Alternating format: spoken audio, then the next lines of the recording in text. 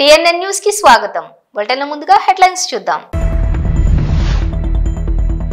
ఈ నెల 18 నుండి వాట్సాప్ గవర్నెన్స్ ప్రారంభించనున్న సీఎం. ఇకపై వివిధ రకాల సర్టిఫికెట్ల జారీ వాట్సాప్ లో అందిస్తామన్న చంద్రబాబు. గోదావరిలో మజాక కొత్త అల్లులకి 365 రకాల విందు భోజనం. ఢిల్లీలో కాంగ్రెస్ పార్టీ కొత్త ప్రధాన కార్యాలయం ప్రారంభోత్సవం. పాల్గొన్న ముఖ్యమంత్రి రేవంత్ రెడ్డి. తెలంగాణ హైకోర్టు ప్రధాన న్యాయమూర్తిగా జస్టిస్ సుజాన్ పాల్ ఉత్తర్వులు జారీ చేసిన కేంద్ర ప్రభుత్వం. నెల 18 నుండి వాట్సాప్ గవర్నెన్స్ ప్రారంభించనున్నట్లుగా సీఎం చంద్రబాబు ప్రకటించారు. వివిధ రకాల సర్టిఫికెట్ల కోసం ప్రజలు ఇబ్బంది పడకుండా DOB, date of birth, caste, nativity, adangal వంటి 150 ధ్రువపత్రాలను వాట్సాప్ లో అందిస్తామని తెలిపారు. రానున్న రోజుల్లో మరిన్ని సర్వీసులను అందిస్తామని, ఈ విధానంతో ప్రజలెవరూ కూడా గవర్నమెంట్ ఆఫీసుల చుట్టూ తిరగాల్సిన అవసరం ఉండదని పేర్కొన్నారు. రైస్ కార్డ్స్ ఒక 41 మందికి లేవన్నారు, అవి కూడా ఇచ్చేయమంటాను. ఆధార్ కార్డ్స్, ఆధార్ అథెంటికేషన్ 61 మంది చేయలేదన్నారు, అది కూడా చేయమంటాను. భవిష్యత్తులో ఈ నేటివిటీ, డేట్ ఆఫ్ బర్త్, లేకుంటే డెత్ సర్టిఫికేట్, అడంగల్ ఇవన్నీ ఉన్నాయి. రేపు 18 నేను ఓపెన్ చేస్తున్నాను. ఒక వాట్సాప్ గవర్నెన్స్ పెడుతున్నా. మీరు ఏ పని ఉన్నా మీరు ఒక లెటర్ పెట్టేస్తే మీకు కావాల్సిన సర్టిఫికేట్ ఆటోమేటిక్ గా మీకు వచ్చేట్టుగా యాక్సెస్ ఇచ్చేస్తాం. మీరు ఏ ఆఫీసుకు పోయే పని లేదు. టు స్టార్ట్ విత్ 150 సర్వీసులు ఇస్తాం.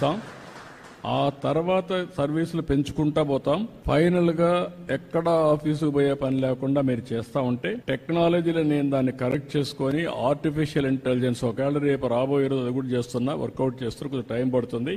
మీరు రాయలేకపోతే మాటల్లో చెప్పినా మీ మాటల్ని కరెక్ట్ చేసి ఆర్టిఫిషియల్ ఇంటెలిజెన్స్ ఏ సమస్య దాన్ని కూడా రికార్డ్ చేసి డిపార్ట్మెంట్ కి చెప్పి ఆ పని చేసి మళ్ళా మీకు వాయిస్ లో కావాలంటే వాయిస్, అదర్వైజ్ టెక్స్ట్ లో కావాలంటే టెక్స్ట్, లేకపోతే సర్టిఫికేట్ కావాలంటే సర్టిఫికేట్ ఇచ్చే పరిస్థితి వస్తుంది. అంటే కామన్ మ్యాన్ కూడా టెక్నాలజీ పర్ఫెక్ట్ గా ఉపయోగించుకోవడానికి శ్రీకారం చుడతాం. ఎక్కడ ఇబ్బంది లేకుండా మీకు సెల్ ఫోన్ ఒక ఆయుధంగా పనిచేస్తుంది, మీరు గుర్తుపెట్టుకోవాలి. ఆతిథ్యం పేరు వినగానే గోదావరిళ్లే గుర్తుకు వస్తారు. తమ ఇంటికి వచ్చే కొత్త అల్లుళ్లు గుర్తుండిపోయేలా విభిన్న వంటకాలతో వారిని ఉక్కిరి బిక్కిరి చేస్తారనడంలో ఎటువంటి సందేహం లేదు. అలాంటిదే మచ్చుకు మరొకటి. పశ్చిమ గోదావరి జిల్లా భీమవరంలోని నందమూరి గరువుకు చెందిన ఆకుల శ్రీనివాస్, ఆయన సోదరుడు సంక్రాంతి పండుగకు వచ్చిన అల్లుళ్లకు 365 రకాల వంటకాలతో విందు ఏర్పాటు చేశారు. నోరూరుంచేలా ఉన్న ఆ వంటకాలను మీరు చూడండి ఒకసారి. వెల్కమ్ అల్లుళ్ళకి స్వాగతం, సంక్రాంతి స్వాగతం.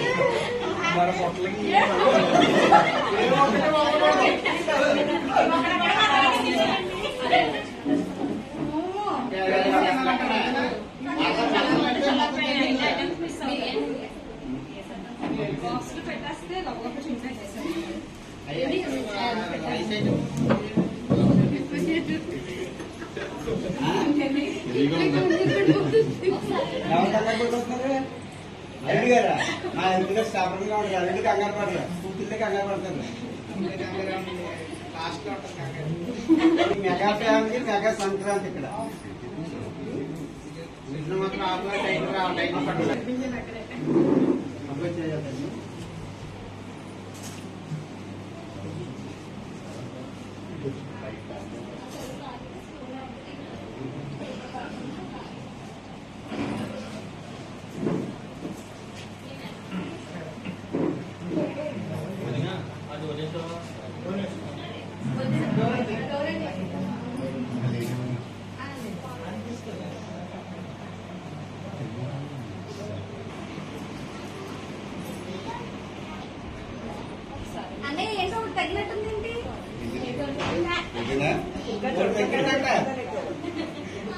అది కూడా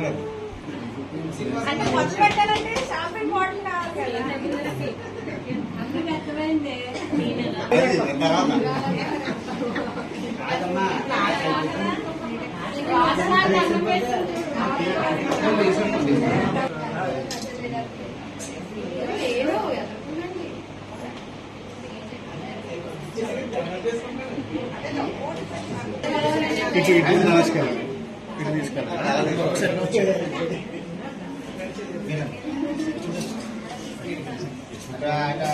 తెలుగు సినీ లెజెండరీ యాక్టర్స్ లోని అక్కినేని నాగేశ్వరరావు ఒకరు.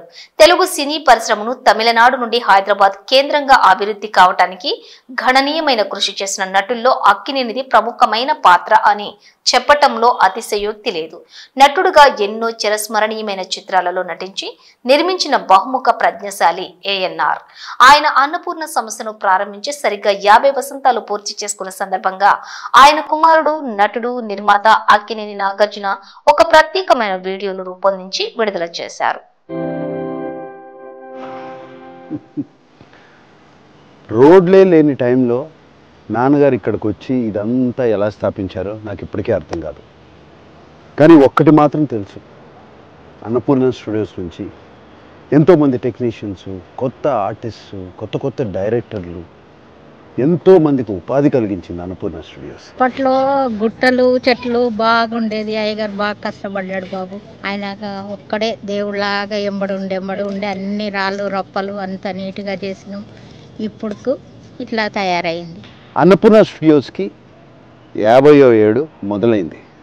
అన్నపూర్ణ స్టూడియోస్ మొదలైంది ఇదిగోండి ఇక్కడి నుంచి.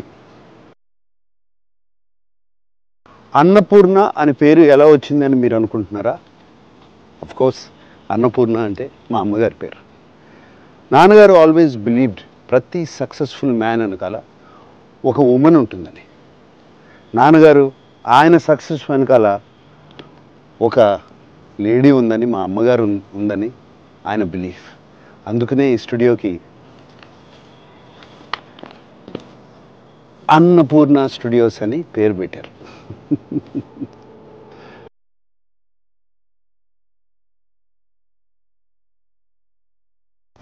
అన్నపూర్ణ స్టూడియోస్కి వచ్చినప్పుడల్లా అమ్మగారు నాన్నగారు ఇక్కడే ఉన్నట్టు అనిపిస్తుంది. అన్నపూర్ణ స్టూడియోస్లో ప్రతి ప్లేసు వాళ్ళ ఫేవరెట్ ప్లేస్.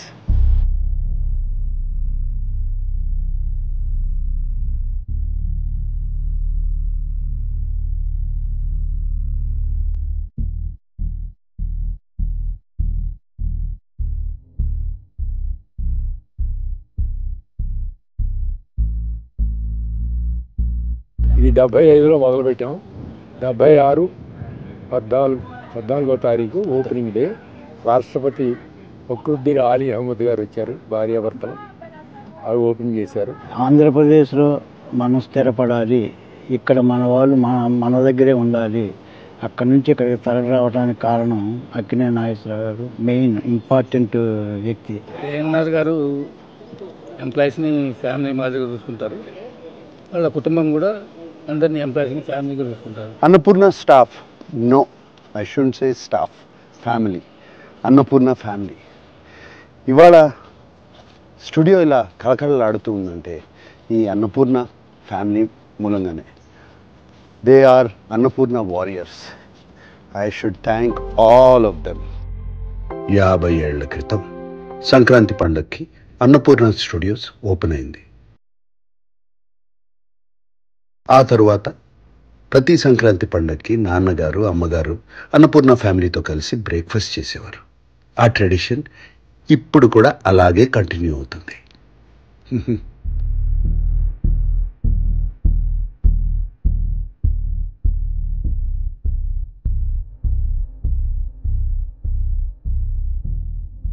నా లైఫ్లో నాన్నగారు ఒక పెద్ద ఇన్స్పిరేషన్. నాకే కాదు, మా పిల్లలకు కూడా. మా ఫ్యామిలీ ఒక్కరికే కాదు, నేను బయట చాలామందిని కలిసినప్పుడు నాన్నగారి గురించి ఎంతో పాజిటివ్గా మాట్లాడతారు. ఆయన లైఫ్ ఒక పెద్ద ఇన్స్పిరేషన్ అంటూ ఉంటారు. చాలా చాలా హ్యాపీగా ఫీల్ అవుతాం. అరే చూస్తూ చూడండి నాన్నగారి దగ్గరికి వచ్చాం. ఆయన బ్లెస్సింగ్స్ తీసుకున్నాం రండి.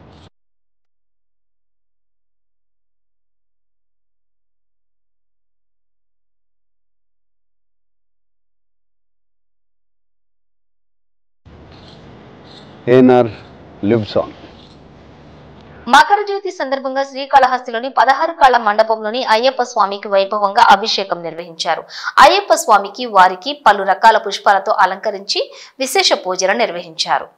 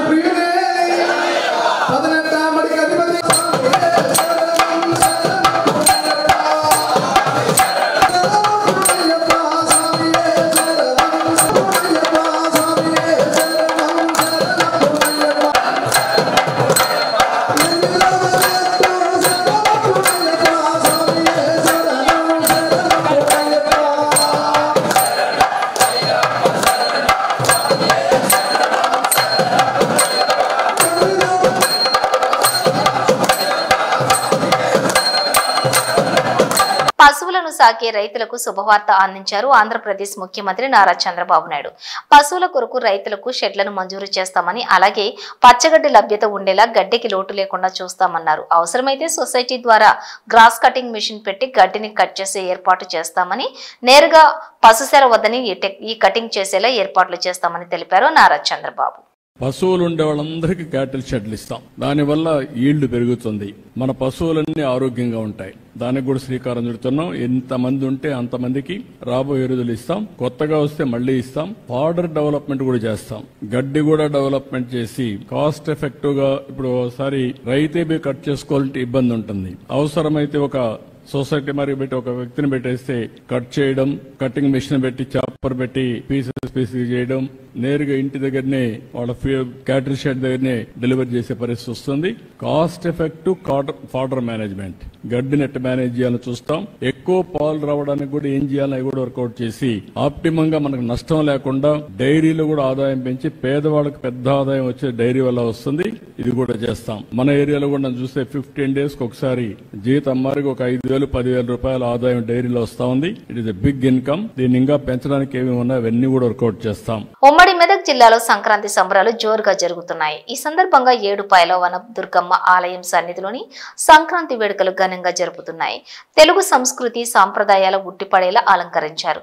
అమ్మవారి ప్రతిమ చెట్టుకు పతంగులు, చెరుకు గడలు, ఆవు, హరిదాసు వేషధారణ ప్రతిమలు అలంకరించారు. పండుగను సందర్భంగా భక్తులు వివిధ ప్రాంతాల నుంచి తరలివస్తున్నారు.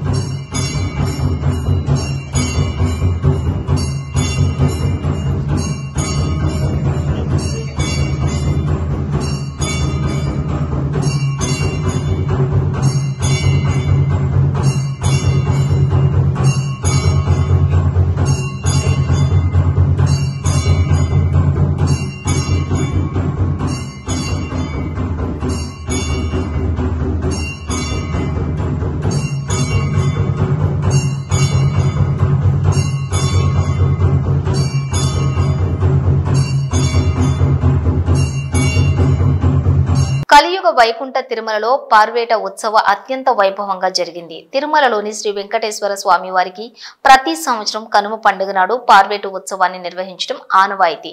ఇందులో భాగంగా స్వామివారి ప్రాతకాల ఆరాధన పూర్తయిన తర్వాత శ్రీ మలయప్ప స్వామివారు మరియు శ్రీ కృష్ణాష్టమి పర్వేట మండపానికి వేంచేయగా మండపంలోని పుణ్యాహవచనం చేశారు.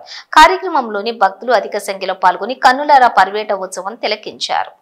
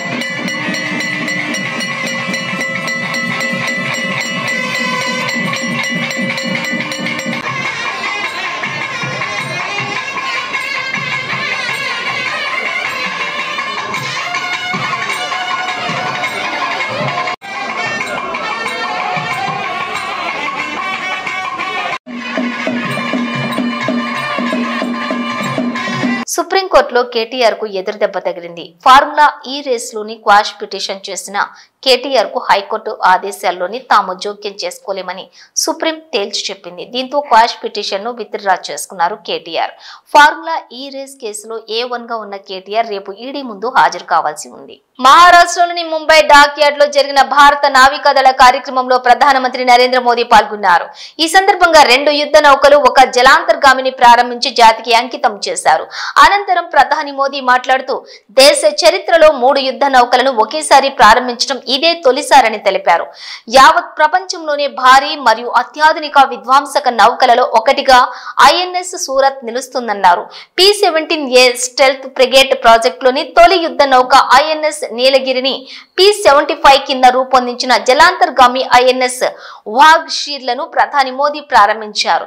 యుద్ధ నౌకల అభివృద్ధిలో 75% స్వదేశీ పరిజ్ఞానం ఉందన్నారు.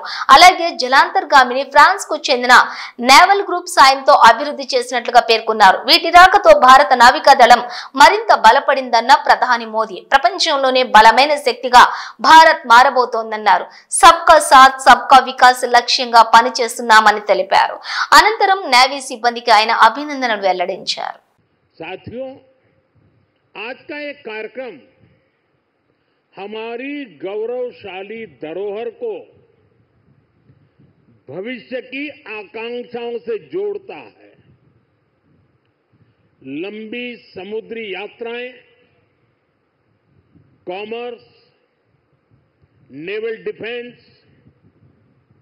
शिप इंडस्ट्री, इसमें हमारा एक समृद्ध इतिहास रहा है. अपने इतिहास से प्रेरणा लेते हुए आज का भारत दुनिया की एक मेजर मैरीटाइम पावर बन रहा है. आज जो प्लेटफॉर्म लॉन्च हुए हैं उनमें भी इसकी झलक है. अब जैसे हमारा नीलगिरी चौल वंश के समुद्री सामर्थ्य के प्रति समर्पित है. सूरत वॉरशिप उस कालखंड की याद दिलाता है जब गुजरात के पोर्ट्स के जरिए भारत वेस्ट एशिया से जुड़ा था. इन दिनों ये दोनों शिप्स, इसके साथ आज बागशीर सबमरीन की कमीशनिंग भी हो रही है. कुछ वर्ष पूर्व मुझे P-75 क्लास की पहली सबमरीन कलवरी की कमीशनिंग में शामिल होने का अवसर मिला था. आज मुझे इस क्लास की 6वीं सबमरीन बागशीर को कमीशन करने का सौभाग्य मिला है. ये नए फ्रंटियर प्लेटफॉर्म भारत की सुरक्षा और प्रगति दोनों को नया सामर्थ्य देंगे. బులెటిన్ ముగించే ముందు హెడ్లైన్స్ మరోసారి. ఇవి బులెటిన్ విశేషాలు. మరో బులెటిన్ తో మళ్ళీ కలుద్దాం. చూస్తూనే ఉండండి న్యూస్.